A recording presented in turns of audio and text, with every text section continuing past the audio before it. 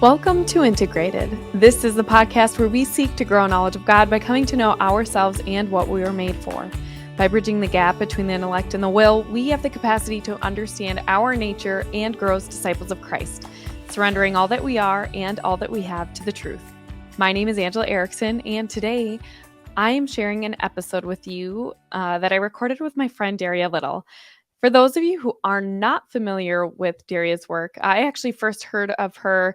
She gave an interview on Matt Fradd's Pints of Aquinas a few years ago now, I believe, and that was my first time hearing about her conversion story from Islam to Catholicism. It's a long journey, and so today we talked about that journey that she took.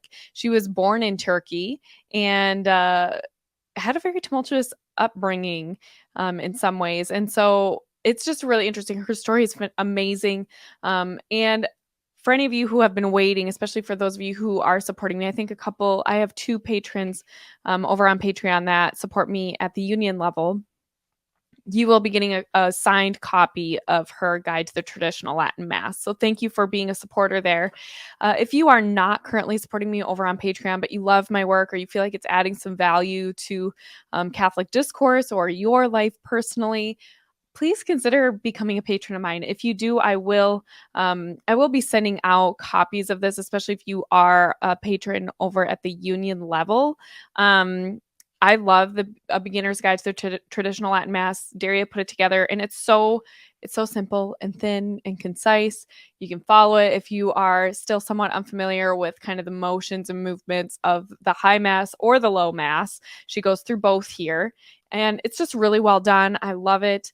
And I just want to share that with you, especially if you are kind of a newbie like me and are interested in exploring the extraordinary form of the Mass, especially if you grew up going to a Novus Ordo. So anyway, wanted to share that with you guys. Please consider becoming a patron. And also, I will be doing a giveaway on my Instagram and maybe my Twitter. I haven't decided yet, but I will be giving away, you'll actually be able to get your pick. So you can either have A Beginner's Guide to the Traditional Latin Mass, or she has two other great books.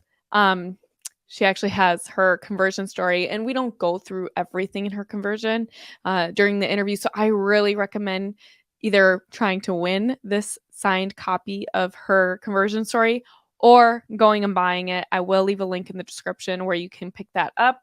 And then lastly, especially if you are a woman and you're, I don't know, maybe you have read through devotionals like I have and have just felt like they were a little too sappy or saccharine for you. I sort of feel like a lot of modern devotionals, they don't give me enough to chew on. So I definitely recommend getting her book At His Feet.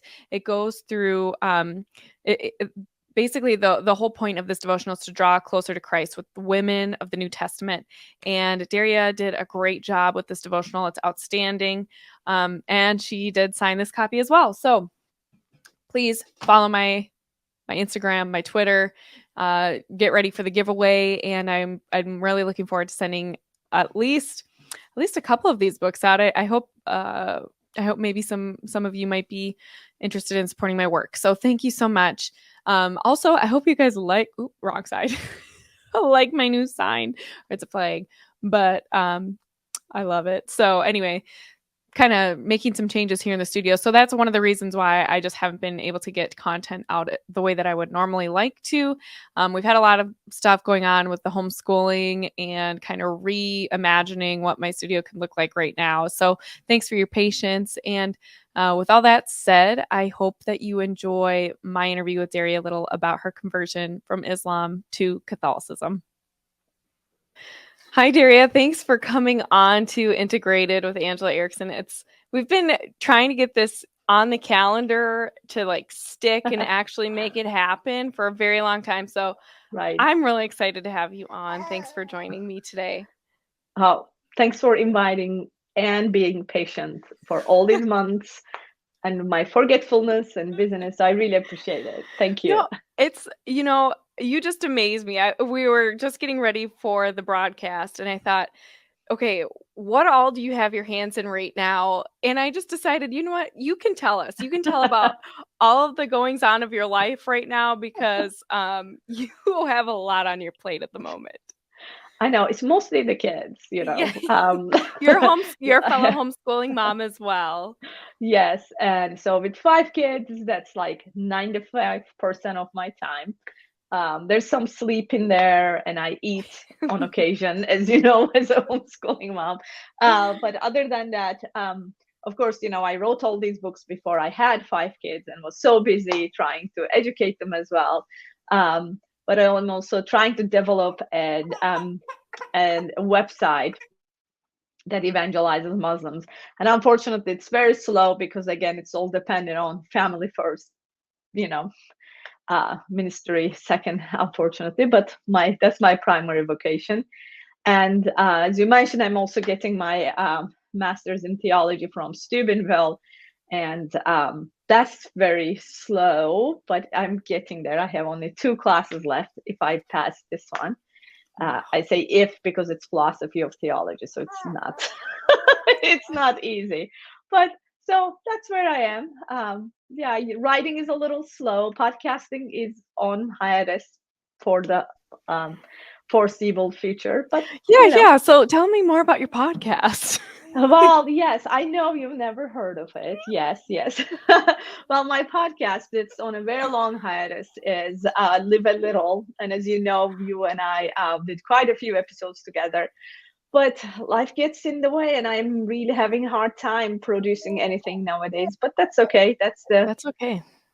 That's the That's life. time of life. And, and I never deleted anything. The account is the same. I'm thinking, 2 years from now, maybe I'll pick it up, or maybe next year. Who knows? So, yeah. Yeah, that was a lot of fun. We talked a lot Mhm. about history and we got into a lot of early church history, which I love. And I think we Mhm. both have a love of history, but I need an Fine. excuse to read more into history. Otherwise, I probably won't. It's like I know. there's no time. So unless I feel like I have to, I'm probably not going to. But the real reason we're here today is to talk about your conversion story and what Veronica makes many appearances. Hi, Um, Veronica. but you know, when I first heard about you, actually, it was because you were on Matt Fradd's podcast, Pints of Aquinas, and I Mhm. just happened to reach out to you on Twitter to tell you how much I loved your interview. I love your really dry sense of humor and sarcasm, like that, and it was just lovely because when I was reading your book From Islam to Christ, I could read it in your writing as it was very you. But I could see that maybe somebody would be confused, like sometimes somebody who didn't understand that humor, I could see being like, okay, that was a weird thing to say at the end of that chapter or whatever, but it was perfect. I loved every single chapter of your book. And that's why I think, at this time, we're seeing a lot of people converting from Islam to Christianity, having visions of Mhm. Christ. I've heard a lot of stories about that. But for you, you came into it kind of before we were seeing kind of this mass. I don't know if it's a mass exodus, but there's something going on. So Mhm. I wanted to talk to you more about your conversion. Where did that start? What was it like growing up in Turkey? Because you didn't grow up here in the United States. Your English is excellent, but you did not grow up here. So what was that like for you growing up in an Islamic country? Thanks for saying that about my English, because my children sometimes look at me. Mommy, are you getting tired? Your accent is getting thicker. I'm like, Yes. thank you, children, for the humility lesson. Now go back to bed before it gets even thicker. And then start yelling in Before I Turkish. start screaming to you in Turkish. Yes. Yeah, exactly. So, no, I grew up in Turkey, which is a predominantly Muslim country. And then when I say predominantly, obviously, it's like over 98%. It's one of the most homogeneous countries religiously and ethnically in the world. And I didn't know anything else because, that's your whole world. And I lived in a small town. I mean, small in Turkish standards, not probably American standards, but I grew up in a small town, and my parents are still Muslims and were, when I was growing up, but they were very nominal Muslims. As they get older, they're becoming a little more observant, as it happens with age. But my mom was a lot more observant. Like, she didn't pray 5 times a day, but she fasted during Ramadan. And my father, as far as I knew, had like did not practice any of the. I mean, he was definitely Muslim, but he just didn't practice it. But it's like it's one of those things. Maybe I need to explain a little more, because Turkey is kind of stuck between East and the West. So for centuries, obviously they've been Muslim. So the society is Islam is very ingrained in the society. But then when the modern Turkey was founded, the founder Atatürk, I don't think he was Muslim. Uh, so he said the Ottoman Empire collapsed because it wasn't westernized enough. So he imposed, basically by force, all these reforms on the Turkish people. And these like reforms included, like, so Turkish is its own language. And then we used to use the Arabic letters, but he imposed the Latin letters instead of that. Or nobody could wear the hijab, the head covering. Everybody was expected to dress up as the Westerners. He opened schools, universities, and all that stuff. So this is happening in the beginning of the 20th century. So it's like now when you go to Turkey, it's kind of looks Western, but it's still very Eastern. So of course, the way that reflects on the family life is that my mom was a nurse, so she worked all day. So that's the very Western part.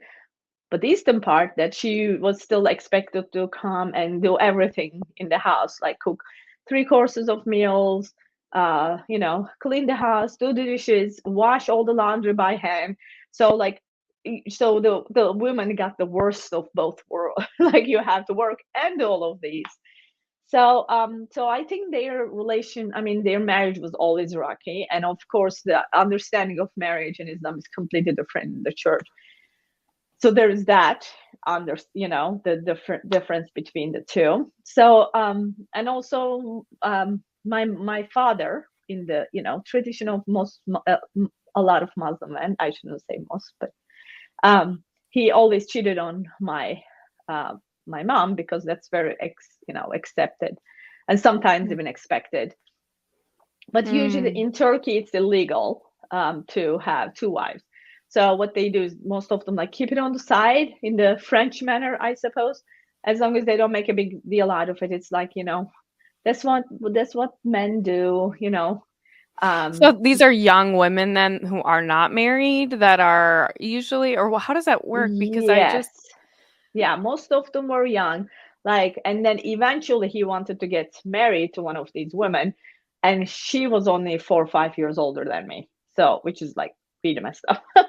And when he wanted to have another wife, which is my mom would be his legal wife, and then they would have a religious ceremony with this other lady, and then she would be the religious wife or whatever, but she would come and live with us. Oh, wow. So that's the idea. Yeah. And then of course my mom said no to this, and they got a divorce when I was it took a while. Yeah. 11 or 12. So before this, of course, I was taught about Islam. So it's a religion. It's passed down by your elders, or you go to the imam, to the mosque, and you learn from them. So in the winter time, we go to the secular government school, wear uniforms, learn how to write, cursive in the Western manner, or learn about secularism and all this equality, all that stuff that's imported from the West. And in the summer, we put the headscarf on, long sleeves, long skirts, go to the mosque with our Quran and learn how to read the Quran and about Islam and all that stuff.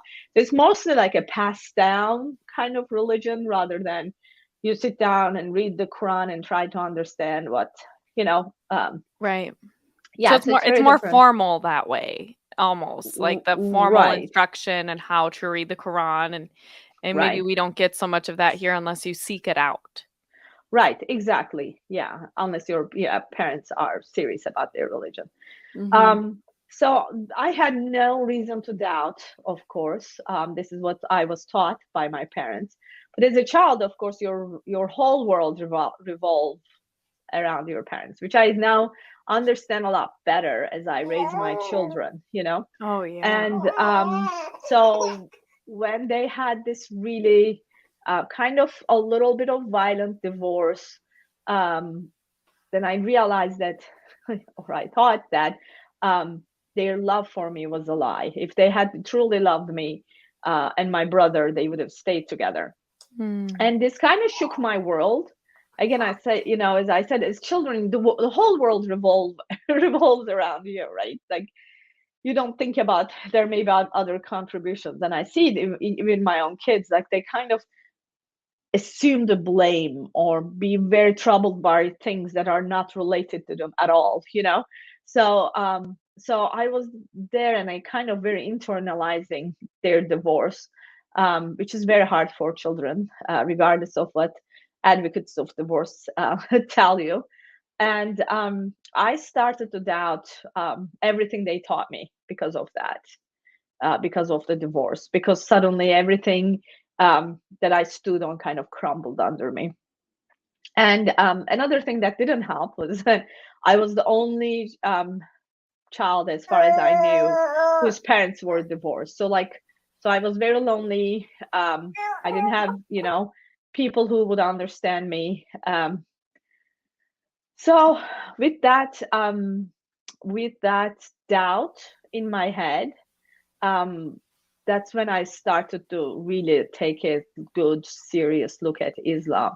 Um, I think, yes, Did it just start to like, if they're because in Islam you guys like it, I say you guys, you're not you're not yeah, Muslim, but I mean God is seen as kind of a slave owner in a sense. Like he's not a loving God the way our like the true God is, right. and the Christian view of God.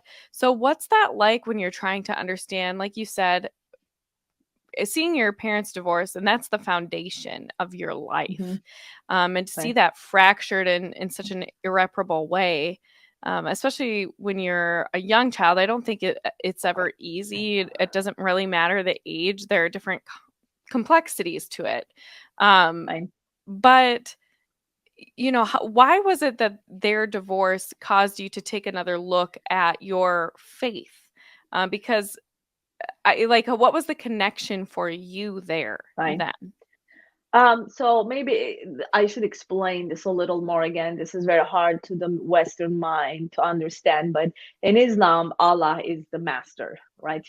Right. He's up there, unreachable. There's no way you can understand or relate to him in a personal manner. You're nothing but a slave. All you can do is worship and follow what he says. And this master and slave relationship trickles down to the society and every other social structure, right? So, you know, man is the master of the women, and there's like a really strong hierarchy in that regard, and also age hierarchy. Like everything is very kind of this very rigid master slave relationship, and as a slave you dare not question or doubt your master. So Mm, as little Muslim children, you're told like you're never allowed to doubt or question. You just believe what you're told, and like doubting or like even trying to imagine who God is, how he may look like. These are all like awful, terrible sins. So and then you start being taught this at a very, very young age. mhm. And then you grow up with it, and then you like build this really strong wall around you, and you just kind of learn not to ever even go there, right? It's Mm, just yeah. internalized in such a different way. And so once you don't ever go there because of this servile fear, um, then you need almost like a really drastic, traumatizing event in your life to even start question, just to like approach that wall or put a crack in it, basically. Right. yeah, so that was a divorce for me because I started to question everything my parents taught me. And the religion was obviously a big part of it. That's why I ended up questioning it. And also when I tried to like pray and find comfort in what I believed, like I sensed no, like I sensed no consolation at all. And I felt no closeness to either Muhammad or Allah. Like there was nothing, um, like there was no connection there. Whereas like in suffering, when you think about Our Lady or Christ, you know that they understand suffering. Does it make sense? Yeah. So that's the first time I ever read the Quran or the Hadith, which is the life and sayings of Muhammad in Turkish. And when I read them in Turkish, I was appalled with the people the people I was supposed to believe, because we were always taught that Muhammad never waged wars of offense. He was always defending himself. But when you read his life, I'm like, yeah, I don't think so. Yeah. Or like everything was sugar coated in a way. And then when I read the Quran, it was very hard to read because it's not like the Bible. But also I was like, I can't possibly follow Muhammad, like, or become Muslim, because first of all, I'm a girl, and that's almost impossible, because the women are always like the weak, they're like second class citizens and all that stuff. And I'm like, I don't even have necessary bodily parts to become a good Muslim. So I kind of fell out of Islam, and for some reason I didn't even question whether Christianity or Judaism or whatever was right, because like they're all lies. Basically, we created this fairy tale to make ourselves better or control the masses, as you can imagine. And then slowly A very opiate of the masses type of, right, yeah. yeah. And it is, if it is, if it's not the true God, right? I mean, so so I kind of fell out of Islam and became atheist, and kind of very how can I say, very kind of cynical, and a skeptic. I think obviously by nature I'm a skeptic, just to from the way that Lord created me. I blame him for everything. But so I slowly fell into that and became like, I want to read any science book I can find. And I started to put really big distance between me and any religion that's conceivable. I was never interested in Eastern religions. It just seemed so silly to me. Again, the cynical mind. So, and of course, I lost the only moral compass I had. So as I went through middle school and high school, I started to drink a lot more. I'm so glad I didn't grow up in Turkey. I mean, in America, because we didn't have any like drugs or anything that is so available here now. So like the worst I would do was to drink or smoke. So even that wasn't like, I didn't go. I mean, I would get drunk, but I don't think I ever became a true alcoholic. I don't think I could ever handle my liquor really well. Again, a gift from God. And I just led a very simple life, middle school, high school. And I made a bunch of friends who are like typically, kind of non-religious, atheist, cynical like me. And then when I went to the college, I moved to Ankara, which is the capital of Turkey, a city of 5 million. And I needed a job because of the broken family. In Turkey, the families usually support their kids forever, basically, but at least until they finish college and get a job. But I didn't have that. So I had to find a job, and so I'm like, how can I find a job that I can still go to college and still support myself? Because just, kids, teenagers and whatnot, they just don't work in Turkey. It's just, different culture. Anyway, so I went out to go to one of my classes, and I was waiting at a bus stop, and I saw this flyer that said there is an American lady who's looking for a tutor who can teach her Turkish, who can speak English. And I was like, oh man, which with my luck, like she already found something. So I didn't write down the number. I went about my day. I came home and it's like 10 o'clock in the morning. I'm sitting, in my slippers and my pajamas, getting ready for bed. And there's this like annoying whisper in my head. It's like, go get the number. Go get the number. I was like, fine. He won't, shut up. So I know what it is, who it is now. Back then I didn't. I didn't. So I go there, like shuffle in my slippers, and I write down the number. I call this lady. It's like, around 10. Who knows? Which is like very unacceptable in Turkey. Like unless somebody died, you don't call anybody after 9 at night. So, and she hadn't found anybody. So she asked me to come for an interview, and I show up, and this like American lady opens the door. So she wasn't blonde, which is like, how is that even possible? Did Hollywood lie to me all these years? Or she wasn't wearing like this skimpy dress, or I don't know. Where's your cleavage, lady?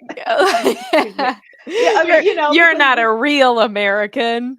No, like what is wrong with you?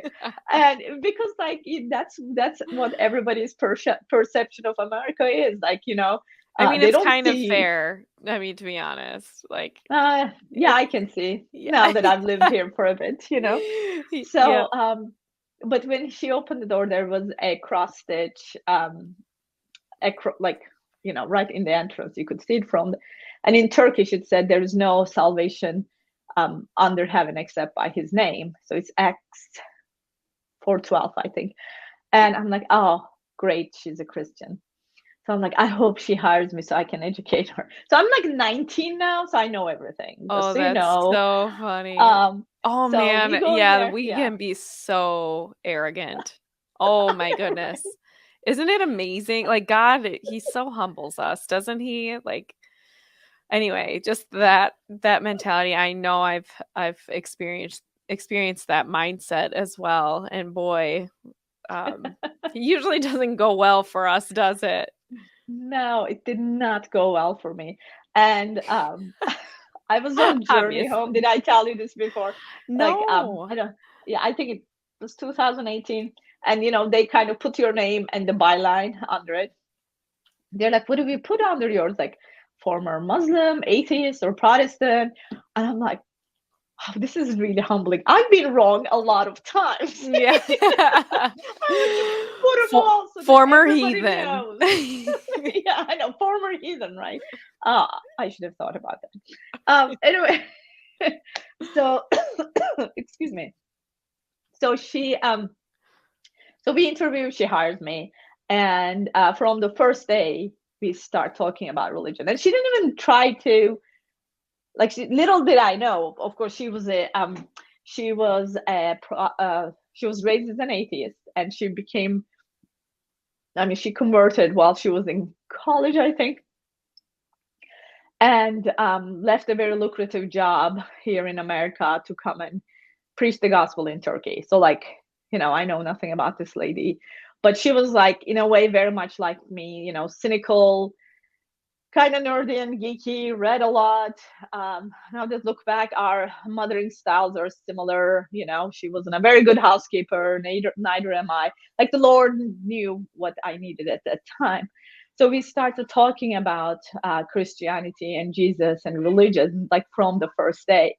And she and I met for 3.5 years, twice a week, pretty much every week, and 2.5 hours a day. So like that's really a lot close of time. To somebody with that time, right? Yeah, and it's like you can argue a lot.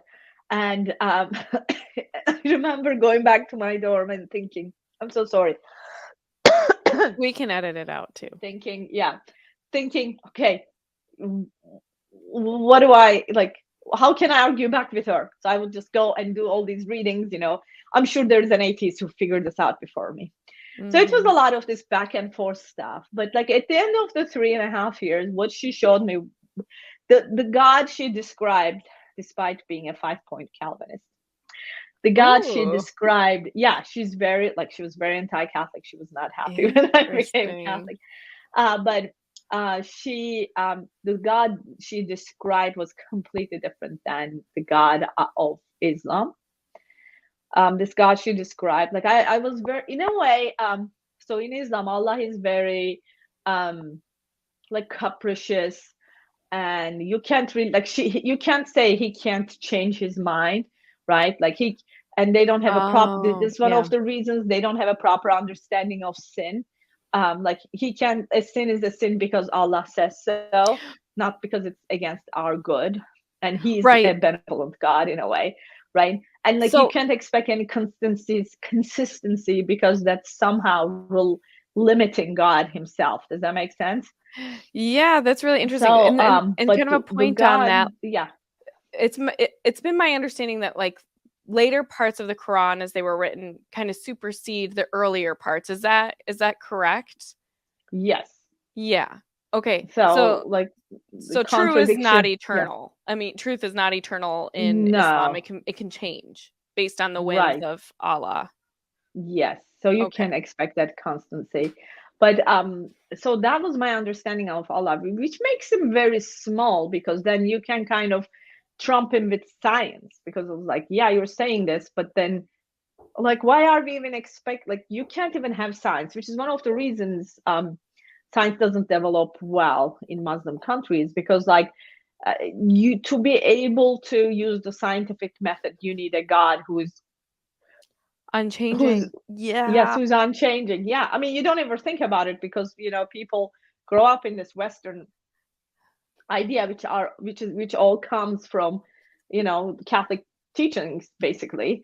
Hmm. But anyway, so the God she was talking about, this was, like, much bigger than what I can imagine. And he wasn't, like, vindictive, and, I don't know, capricious, and he was constant and unchanging and pure and good. So it was completely different and much bigger than I can imagine. In a way, while trying to make Allah completely unimaginable, or unthinkable, or unreachable, it's just they create a smaller God in a way.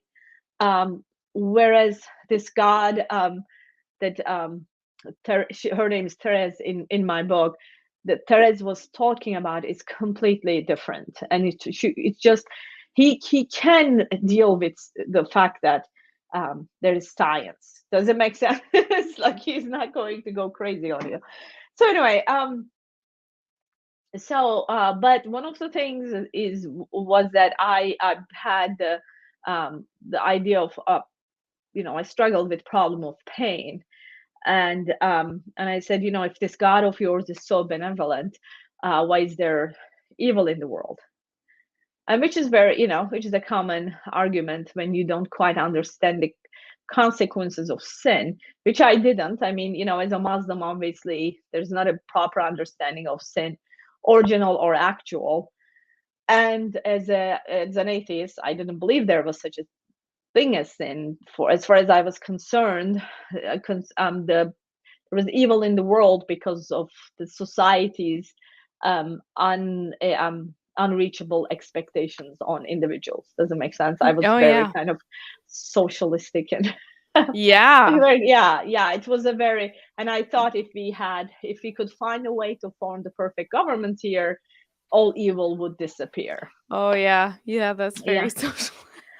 Yeah, I was. It's funny because I was Yeah. watching this movie called The Moonfall. Have you I'm No. watching it, and it's supposed to be that, we're coming from these ancestors who moved beyond the evil, and there was absolute peace and harmony in the world. I'm like, yeah, that's never going to happen, because, as once you kind of come to understand yourself and original sin and its lingering effects, they were like, yeah, that's never going to happen. So anyway, so with Therese, like, I never found a proper um answer to this.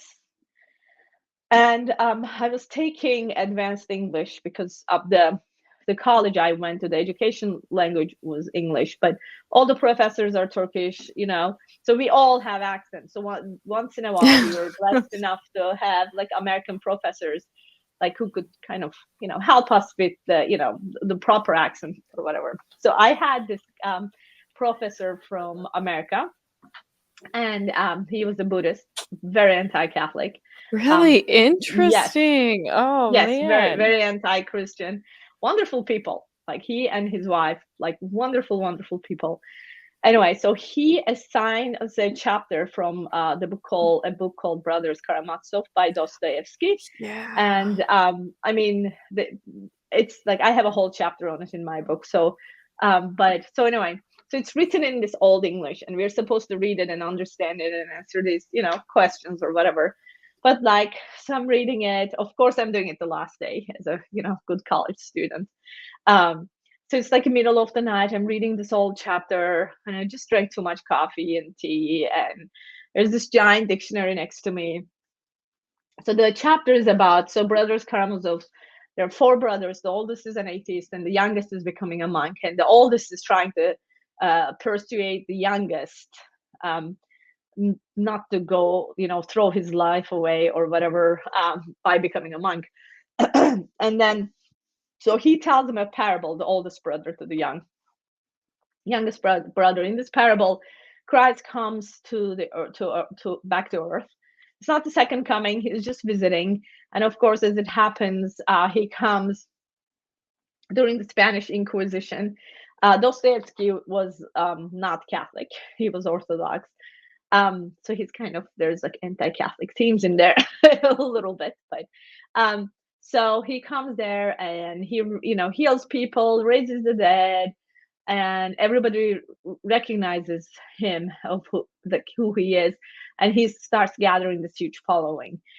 And as he passes by a cardinal, the Grand Inquisitor from the Catholic Church, sees him, and he realizes who he is, and he tells his men to arrest him and put him in a dungeon. So these guys arrest Christ and put him in a dungeon.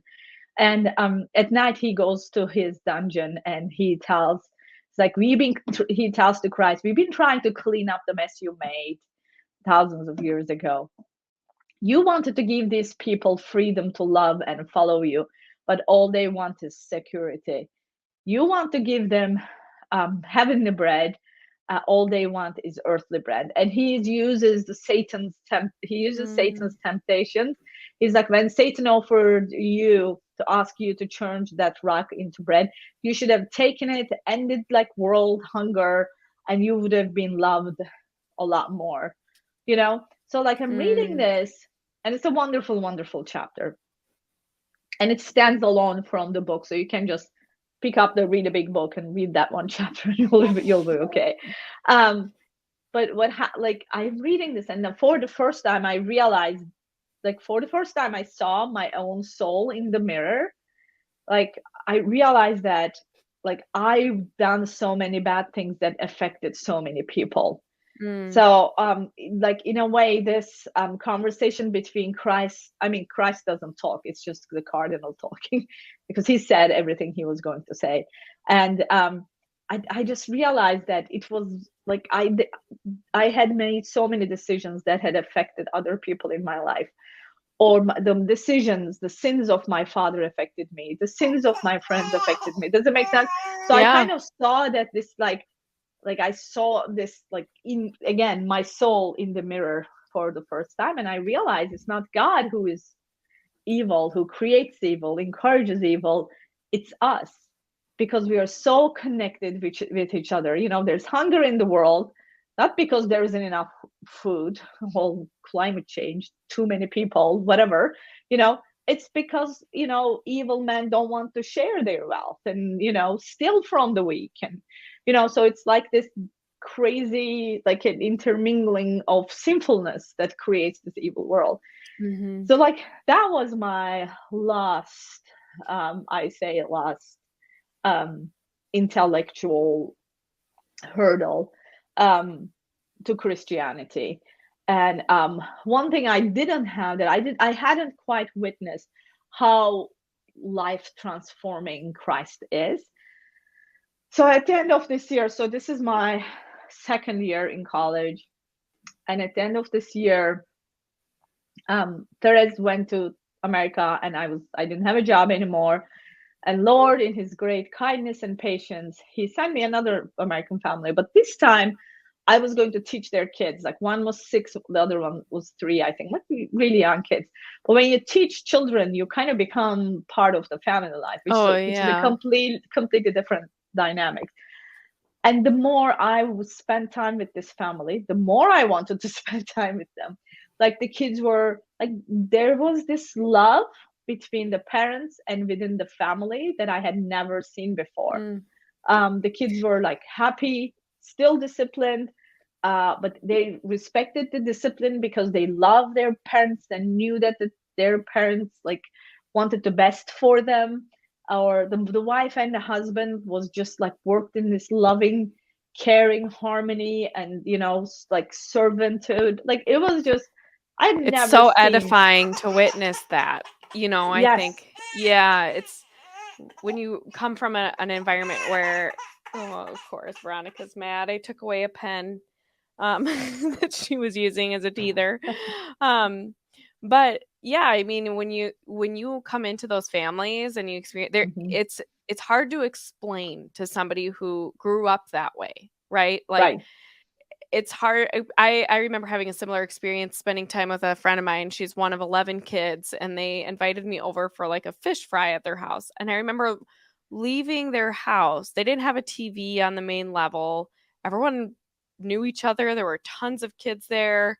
And I remember driving away, and normally I feel a little bit overwhelmed when there's a lot of people. That might actually surprise people because I'm like extroverted, but I love being alone and I love silence. So anyway, I just remember driving away being like energized and amazed, like, oh my goodness, this is attainable. Like this type of family dynamic is attainable. And Right. it makes you want to go back. You want to go back and experience it more. Right. So Yeah. I totally that I remember reading that and thinking, yes, I know exactly that Yeah. feeling that she's And I describing. don't think many people understand that that's one of the biggest witnesses of Catholics. Like have a 100% having a yeah. large family with a beautiful family dynamic. Yes. Right. Yeah. And it doesn't have to be perfect. Like you come to my house, there's unfolded laundry, dishes in the like that's not what it is. I mean, by all means fold your laundry and do the dishes, but that's not what it means. It's like this family dynamic with children loving and caring the chaos. It's just so beautiful for a person who's just never experienced. So I kept wanting to go away to their house, go back to their house. I mean, a few times. It's funny because I remember she's like, well, it's time to go, because it's like midnight and I'm still like, well, she's like, oh, my kids are gonna wake up at 7. You may sleep in, but they don't, which I understand now very much. But they were very patient, and I was like, there was this love and joy that's tangible in their lives. I'm like, I want that, whatever that is, which I understand what that is. But it's the first time the two connected. Like this is not this some intellectual exercise we do. Christ is completely life changing. Like I mean, his kingdom of God is here, right? It's not after we die.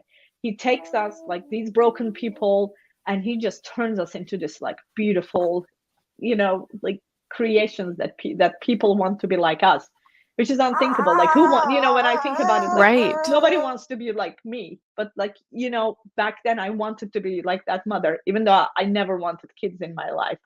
I wanted to be like that little children, or like just be part of a whole beautiful, loving and caring whole. Like it was just wonderful. So this is beginning of my junior year in college, and I can't make up my mind, and I can't because I'm going to this really, good university in Turkey. I'm going to finish in 2 years and get a good job, won't be ever poor again. Or like, I had a boyfriend. I'm so sorry. I had a boyfriend who was an atheist. Like, that's going to be a great conversation to tell him. Or all my friends are like atheists, and we sit around the bar table and think about talk about how stupid people who believe in this crazy religion stuff is. And I'm like, well, the bar conversations are going to change a little bit. So like I'm worrying about, money, this and that, and I can't make up my mind. And we've talked about this before, that the Lord sends a lot of dreams and visions to people in the Muslim countries, because it's such a drastic and life-changing decision, right? Like here, you become Christian if if people um, may make fun of you, but it's not like this really radical, ostracizing experience in a way. And mine wasn't even that bad. I know people in Turkey whose parents like just locked them in the house because they had brought shame to their family by becoming Christian. So mine isn't that bad. Even then, it was a very hard decision. So I couldn't make up my mind. And I'm going to class one day, and I had this like really short vision. I'm completely awake because I think the Lord knows that I was too cynical. If it was a dream, I would be like, well, that was a silly dream. And I would just, push it away. But I'm completely awake going to class. And I had this, so I see this little girl sitting in a meadow, which like these majestic mountains behind her. And she's this little girl looking in her lap and playing with some little toys that you can't even see it because she's little, mountains majestic, and just you can't even see these toys she's playing. And a few moments later, these two hands come from the sky, and you can only see the hands because even the hands are bigger than the mountains, right? And they're handing this girl a present, and it's beautifully wrapped, glowing. But you also realize that it's not like a material present, right? It's kind of like this is something beyond this girl's imagination, comprehension. Mm-hmm. So she doesn't even see that this present is given to her. She finally looks up, sees the hand, sees the present, and she says, "No, thank you. I have these little things to play with." So that's like this is all happening in a matter of few seconds, right? In my, as I'm walking, and I'm like, "Are you stupid? How could you even possibly compare your gift, your toys, with this gift?" And I'm like, "Oh, right, that's me." I'm thinking about boyfriends or toys, and he's the Lord is like if offering me eternal life and friendship with him. And I'm like, no, I have these like really earthly silly things to worry about. So I'm like, oh, right. So I go back to the house of this missionary family, and I tell them like um that this is a good day to become a Christian. So of course they had been in Turkey for like 3 months, so they kind of caught it at the end. And like we prayed a prayer, everybody's crying and all that stuff. The Protestant prayer that you accept Jesus into your heart. And then I start my journey there, and I find other Turks who convert from Islam to Christianity, and realize that I'm not the only one. I start making friends, join different ministries, and one of the ministries I joined was we had this Christian camp for Turkish teenagers. And it was like it's one of a kind in the country. We did it like behind the walls of Ephesus, beautiful location. And so I made a lot of friends like putting this camp together. And one of the friends I made, he grew up in Istanbul. His parents are missionaries in Turkey. He's from America, and he ended up coming to Notre Dame for his college. And then we had the same interest, same major and all that stuff. So once he finished college, he came back and started to work in Istanbul. And after I finished my undergraduate, I decided to go get, my master's and doctorate. So I'm like, at least I can work at a private college. Like I could never get a state job as a convert because once you become a Christian, you're like kind of a traitor to the country or whatever. But if you can go and work at a private college, because like as long as you know how to fly under the radar and don't get too loud, like they kind of let you do your thing. So anyway, excuse me, he's Anthony in my book. So I had this like friend, my roommate in the dorm. She and I were in Istanbul for a conference, and I'm like, okay. And she like I've been sharing the good news with her a lot, and so I'm like, oh, you know what? We'll just go visit Anthony, and between he and I, we'll get her, or she'll convert for sure. Like it's just gonna be great. So we go out on for a lunch with Anthony, and so he tells me, he's like, Daddy, I'm gonna tell you something, but don't be mad. So I'm like, what could it be? And he's like, I became Catholic. He's like, no, you didn't. Like, because like Turkey is very anti-Catholic. I mean, it's anti-Christian, but it's mostly anti-Catholic. The Ottoman Empire, they sided with Protestant princes during the Reformation, and all the bad guys in Turkish movies are Catholic. They seduce our women. Like, they're just like, you grow up with this awful anti-Catholic prejudice. On top of that, all the Protestants I am around are like Southern Baptists, and I said Calvinists, that they are very like, the Pope is the Antichrist, and the Catholic Church is the whore of Babylon, or whatever. It's just like so very anti-Catholic. So we start arguing, right? So it's lunch, and my roommate is like, "Oh, I should have brought popcorn here. The the Catholics and the Protestants are fighting again." So it was hilarious. Needless to say, my roommate did not become a Christian that day, and I went home and like I'm fuming, and so so we go back home, and so I was getting my degree in a really good college, and they had this huge library. So I go to the library. I'm like, I'm going to prove Anthony wrong. And I go back to the library, and I look for books on Catholicism, and there was only one book, which I don't know what I expected, on Catholicism, written by this guy called Joseph Cardinal Ratzinger. Never heard of him, I kid you not. And it's called, Introduction to Catholic Theology, and it's like this book, this big, and published by Ignatius Press.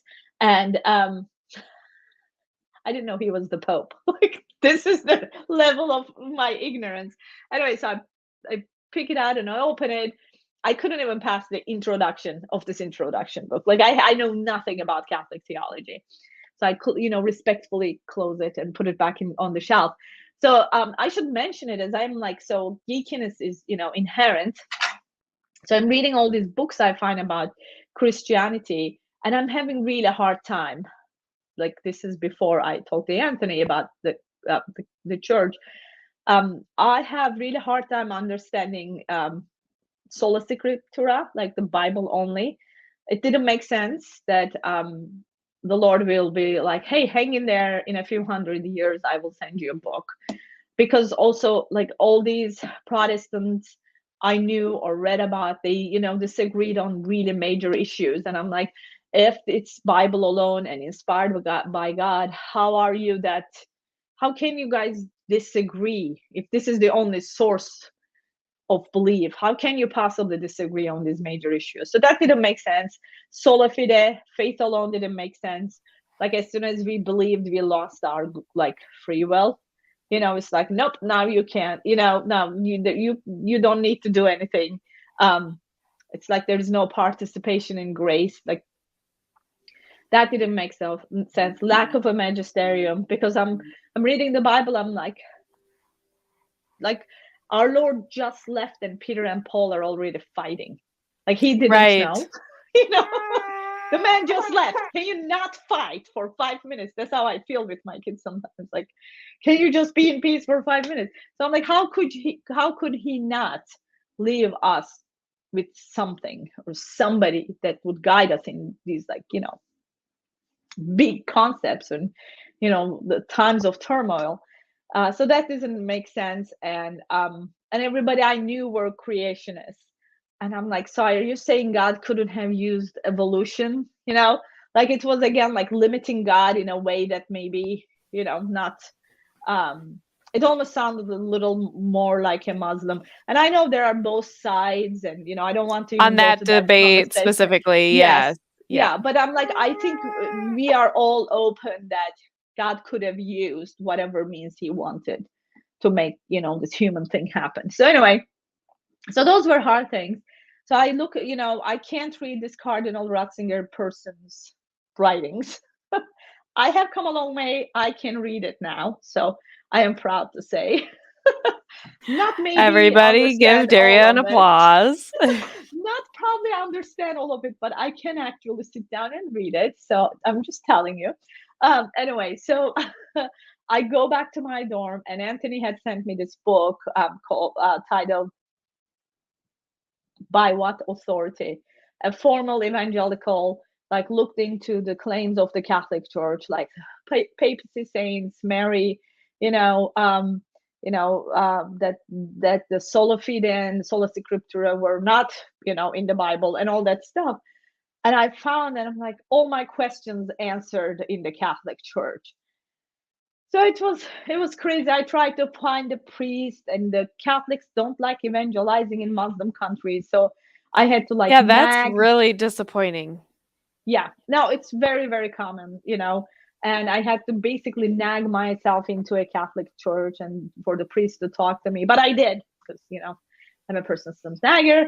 And we did a little bit of RCIA. They don't have an established RCIA, but we studied the Gospel of St. Matthew. And then I ended up in England for my PhD. So when I went to England, I was confirmed there in the East during the Easter of 2008. And here I am a few years later, still Catholic. So I think I Praise feel like, God.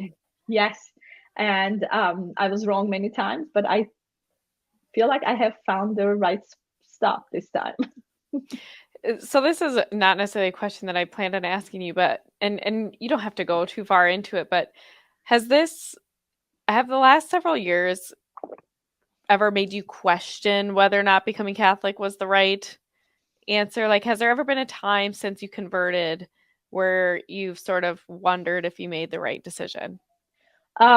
Yes. So when Pope Francis came I think it was in Philadelphia for the World Family Meetings or something a while ago. And I had a newborn. My 7-year-old now was a newborn. So obviously I am sleep deprived, postpartum and all that. And they were talking about how they are going to start blessing, gay marriages. And I just remember one night, again, sleep deprived. And I was thinking, okay, Lord, if this happens, I have nowhere else to go, right? Like, it means that you cannot keep your own church straight.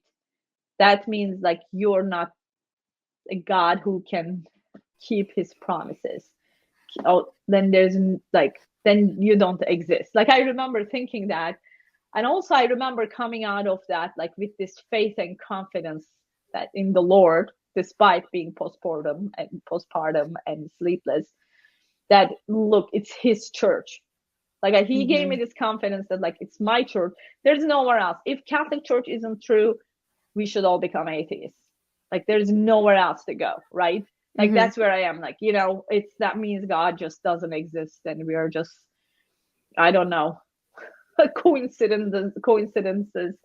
And I have, it was good to have that doubt at that moment and come to that realization that yes, he is able, and it may not look like what I want it to look like, but it's his church and he will save it. I don't know how, but it's like, it also kind of put me to my place. Like, it's not your place to doubt the word of God that he said, that he would be with us, until the end of time.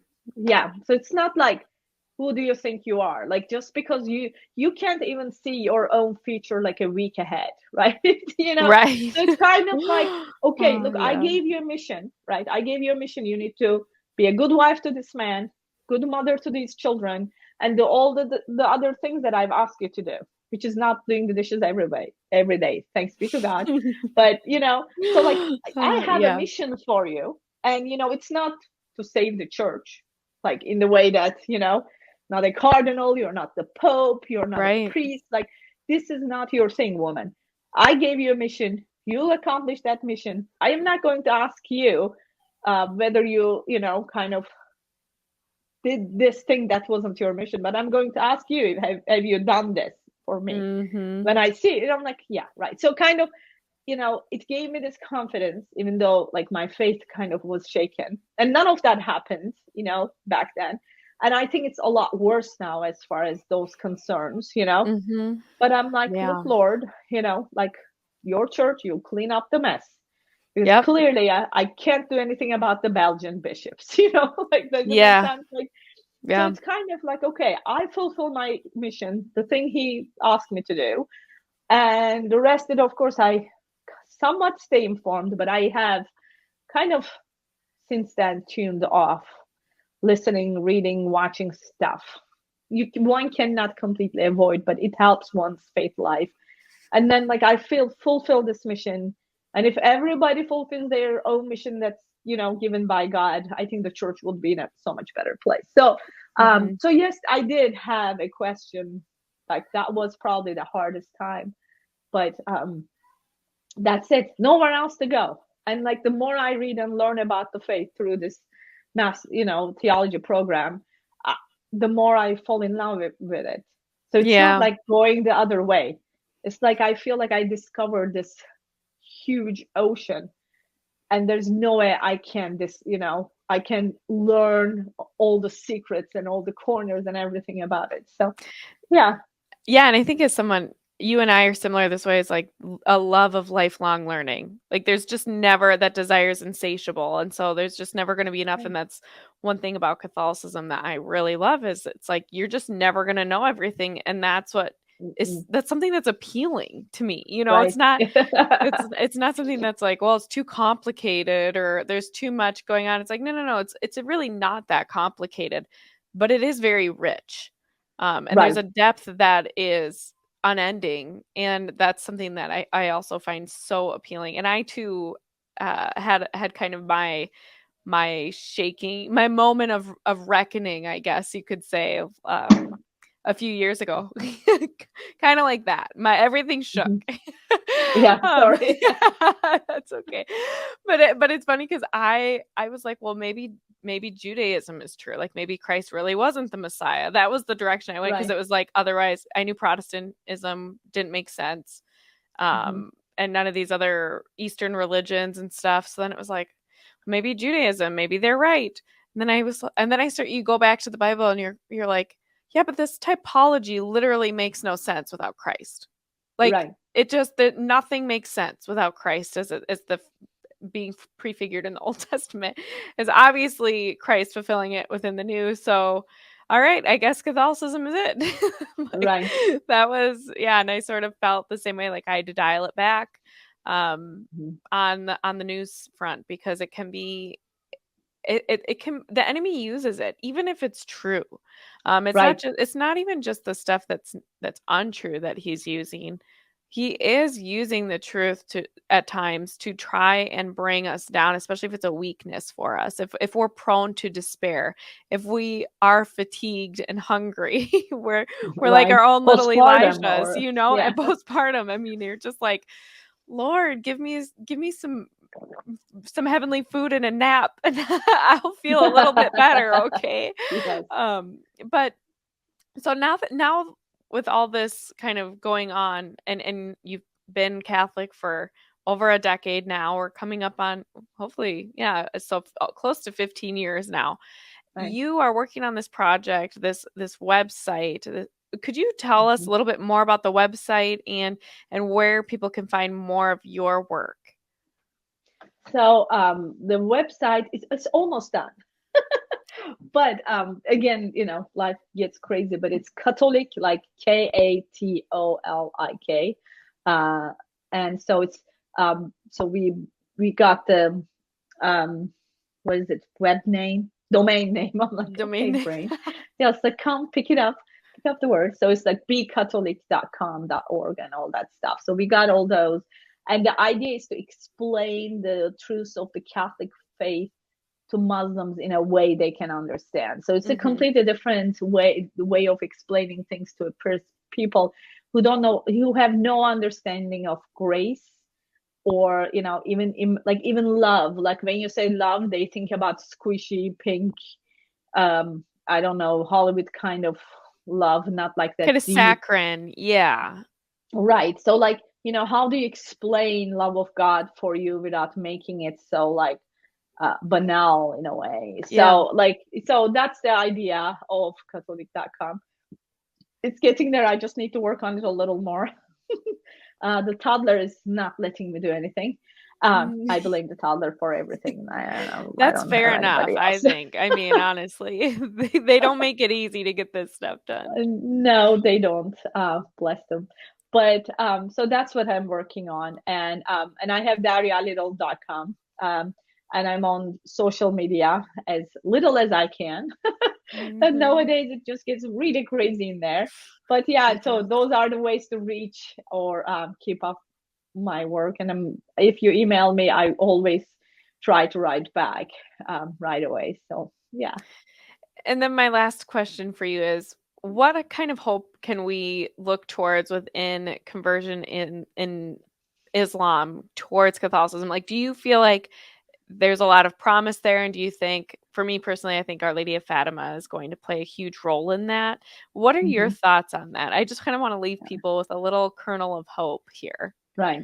No, of course there's hope, because the Lord doesn't need us to evangelize anybody. He can do it, all his own, and he's doing it because like he's reaching to Muslims all, through dreams and visions, and people are becoming Catholic, but he wants us to help in his kitchen, even when we make a mess, and he wants to share with us this.